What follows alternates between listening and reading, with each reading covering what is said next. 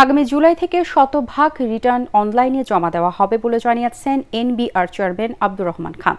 এছাড়া আমদানি রপ্তানি সহজীকরণ ও আধুনিকায়নের লক্ষ্যে ৪ বছরের জন্য সরকার শুল্কের কৌশলগত পরিকল্পনা গ্রহণ করেছে বলে জানান তিনি। এদিকে বিকেলে নিউজপ্রিন্ট অনার্স অ্যাসোসিয়েশন নবের সাথে প্রাক বাজেট আলোচনায় চেয়ারম্যান বলেন, দেশের স্বার্থে রাজস্ব আদায়ে প্রয়োজনীয় আইন প্রয়োগ করা হবে। তরিক ইসলামের রিপোর্ট।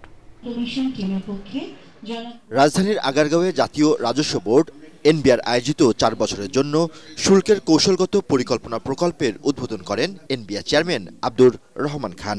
অল্প সময়ের মধ্যে আগামী ১-২ সপ্তাহের মধ্যে আমরা শুধুমাত্র অনলাইন রিটার্ন সাবমিশন এই প্রকল্পের মাধ্যমে এখন থেকে ওয়েবসাইটের মাধ্যমে আমদানি রপ্তানির প্রয়োজনীয় সব তথ্য উপাত্ত পাওয়া যাবে বলে জানান এনবিআর চেয়ারম্যান। আগামী বছর ১ জুলাই থেকে আমরা আমাদের অনলাইন রিটার্নকে পুরোপুরি কম্পালসারি করে দিতে পারি।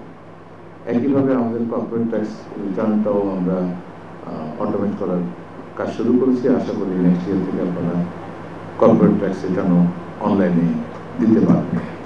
ভিশনের ফুলঝুরি মেগা অফারে ফ্রিজ কিনলেই পাচ্ছেন ১৬ পিসের আকর্ষণীয় গিফট বক্স একদম ফ্রি। এদিকে বিকেলে এনবিআর ভবনে পত্রিকা মালিকদের সংগঠন নোয়াবের সাথে প্রাক বাজেট আলোচনায় চেয়ারম্যান বলেন, দেশের স্বার্থ ক্ষুণ্ণ হয় এমন কিছুই করা হবে না। আমরা যা আদায় করি সমপরিমাণ ছেড়ে দিই, এখান থেকে আমাদের বের হতে হবে। তো সেক্ষেত্রে ওনাদেরও আসলে স্ট্যান্ডার্ড রেটে চলে আসা উচিত। আপনি যদি কম্পেয়ার করেন আমাদের কর্পোরেট ট্যাক্সের সাথে আশেপাশে, অনেকে মনে করে রেট বেশি, আসলে কিন্তু গত এক ডিকেডে যথেষ্ট কমানো হয়েছে।